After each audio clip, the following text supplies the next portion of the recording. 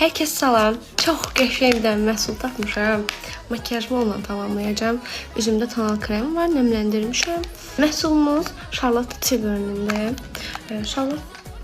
Charlotte'dan heç bir məhsul yox idi. Məndə ilk məhsuludur. Bir dənə də çiçək palet almışam, kiçik o da var. Amma bunu mütləq almalısınız da. Bunu alsanız nə rumyan almanıza ehtiyac var, nə bronzer almanıza ehtiyac var, nə pudra, nə də kiçik. Bunun nə məhsul olduğunu bilmirdim, içinə baxmamışdım. Sırf qablaşmasına görə çox bəyəndim, fikrimi çəkdi və aldım. Qablaşması o qədər qəşəngdir ki, içinə baxın. Bunu alın, atın çantanıza. Yanına da bir dənə tonal krem falan, heç nəyə ehtiyac yoxdur da. Baxın, pigmentasiya deyirəm sizə. Ayca baxın bir dənə belə. Paylaşacağım. Bu bronzerı da. Gəlin yüzümüzdə baxaq. Burada hər şey.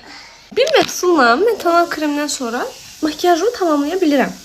Onu da qeyd edeyim ki, məhsulumuz orijinal deyil, premiumdur. Premium məhsulda mən bu nəticəni alıram da. Buna baxın. Nasıl iki cürdür? Biri parlaqdır, biri mat. Sayıyorum yanasına.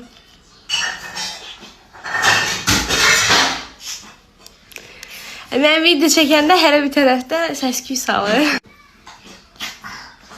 Ay, çox mükəmməl bir məhsuldur, çox. Pudrasın. Mən pudra istifadə edən birisi deyiləm.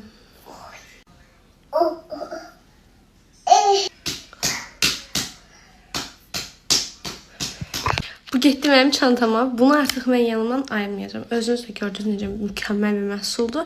Mən sizə elə alın mütləq.